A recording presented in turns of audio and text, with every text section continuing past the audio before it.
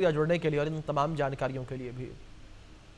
वहीं भारी विवाद के बीच आज इलेक्शन कमीशन ने एसआईआर का पहला ड्राफ्ट जारी किया और आपको बता दें कि 3 बजे के आसपास वेबसाइट पर आम लोगों के लिए अपडेट इस ड्राफ्ट को किया गया था कल, लेकिन इस मसले पर राजनीति कम नहीं हुई। संसद के दोनों सदनों में विपक्षी दलों ने जोरदार हंगामा किया, जिससे सदन की कार्यवाही को स्थगित करना पड़ा। उधर इंडिया ब्लॉक ने प्लान किया है कि इस मसले पर बिहार में यात्रा निकाली जाएगी, जिसे लेकर सियासी पारा 7वें आसमान पर चढ़ा हुआ है।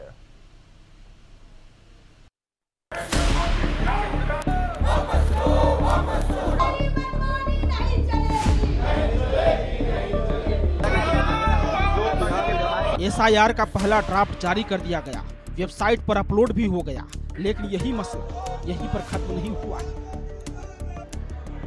दोनों सदनों में इस मसले को लेकर जोरदार हंगामा हुआ है। तो और सदन के बाहर भी विपक्ष दलों का प्रोटेस्ट हुआ। वोट चोरी हो रही है और अब हमारे पास ओपन एंड शट प्रूफ है कि इलेक्शन कमीशन वोट चोरी में इन्वॉल्व है। और मैं लाइटली नहीं बोल रहा हूं, मैं 100% प्रूफ के साथ बोल रहा हूं, ठीक है। और आप सबको पता लग जाएगा, जैसे ही हमने ये रिलीज किया पूरे देश को पता लग जाएगा कि इलेक्शन कमीशन वोटर चोरी करा रहा है। किसके लिए करा रहा है? किसके लिए करा रहा है? बीजेपी के लिए करा रहा है। ओपन एंड शट है, नो क्वेश्चन। इलेक्शन कमीशन में जो भी ये काम कर रहे हैं, right from the top to the bottom, आप एक बात याद रखिए, आपको हम छोड़ेंगे नहीं। कुछ भी हो जाए हम छोड़ेंगे नहीं आपको, क्योंकि आप हिंदुस्तान के खिलाफ काम कर रहे हो। ये ट्रीजन है और कम, इससे कम नहीं। आप याद रखिए, आप याद रखिए, आप कहीं भी हो, रिटायर्ड हो, कुछ भी हो, ठीक है, हम आपको ढूंढ के निकालेंगे। हंगामा सिर्फ सदन तक ही नहीं हो रहा है, प्लान तो सड़क पर उतरने का है। बिहार में चुनाव होना तो लाजमी है, रणनीति वही के हिसाब से बनाई जाएगी और रणनीति ये है कि राहुल और तेजस्वी बिहार को मथेंगे। चुनाव का समय है तो यात्रा करेंगे ना, कोई मुद्दा चाहिए ना उनको। लेकिन एसआईआर में काम पहले भी बिहार में हुआ और उन्हीं लोगों का नाम काटा गया है जिनकी मृत्यु हो गई या जो परमानेंट शिफ्ट कर गए या जिनका एक जगह से ज़्यादा वोट है, उन्हीं लोगों का नाम काटा गया है। और एसआईआर में आज से 1 महीने का टाइम दिया हुआ है कि भाई आप इस 1 महीने में आपको अगर लगता है कोई गलत काटा गया, सुधार करवा लीजिए। इसमें क्या गलत? इलेक्शन कमीशन कॉन्स्टिट्यूशनल बॉडी है, उस पर कैसे आप डिबेट करेंगे?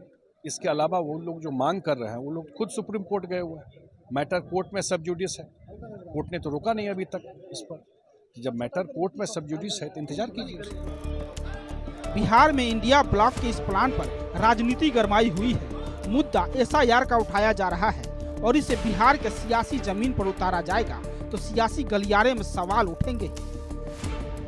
बिहार में कांग्रेस का कोई स्थान नहीं है। बिहार की जनता ने कांग्रेस को नकार दिया है और उनका यात्रा तो 2-3 दिन का होता है, जिसे हम सब यात्रा कहते हैं। तो सब यात्रा में जाकर क्या करेंगे? वो कांग्रेस मर चुकी है बिहार से, लेकिन ये राहुल गांधी जी बिहार में टिक नहीं पाते हैं। सुबह जाते हैं, शाम को निकल पड़ते हैं, बिहार से भागते हैं।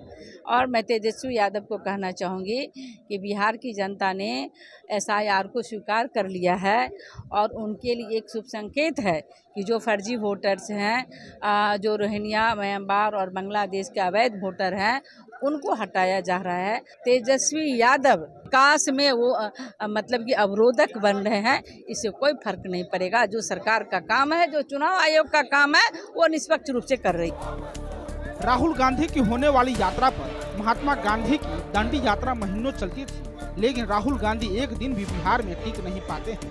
तेजस्वी यादव को बिहार के विकास से कोई मतलब नहीं है।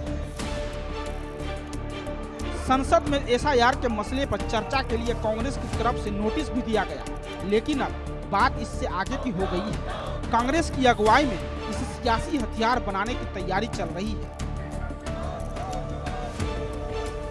दिल्ली से मनोहर केसरी के साथ ब्यूरो रिपोर्ट, इंडिया न्यूज। तो बिहार में एसआईआर के मुद्दे पर लगातार सियासत होती नजर आ रही है। विपक्षी नेता जो हैं वो लगातार चुनाव आयोग के ऊपर, केंद्र सरकार के ऊपर ये आरोप लगा रहे हैं कि वोटर लिस्ट से नाम जानबूझकर काटे जा रहे हैं ताकि आने वाले विधानसभा चुनाव में फायदा मिल सके। दूसरी ओर इलेक्शन कमीशन का कहना कि ये एक ऐसी प्रक्रिया जिसकी जरूरत थी, क्योंकि कई ऐसे नाम हैं जो कि 2 बार हैं, या तो ऐसे वोटर्स के नाम हैं जो मौजूद ही नहीं है, कई ऐसे वोटर्स के नाम भी मौजूद है लिस्ट में जिनकी मृत्यु हो चुकी है, तो कई अवैध बांग्लादेशियों के नाम भी वोटर लिस्ट में हैं। तो इस वजह से इस वोटर लिस्ट का पुनर्निरीक्षण बेहद जरूरी, ये कहना इलेक्शन कमीशन का। इस बीच बड़ी खबर है, जहां बरी होने के बाद साध्वी प्रज्ञा की पहली प्रतिक्रिया निकल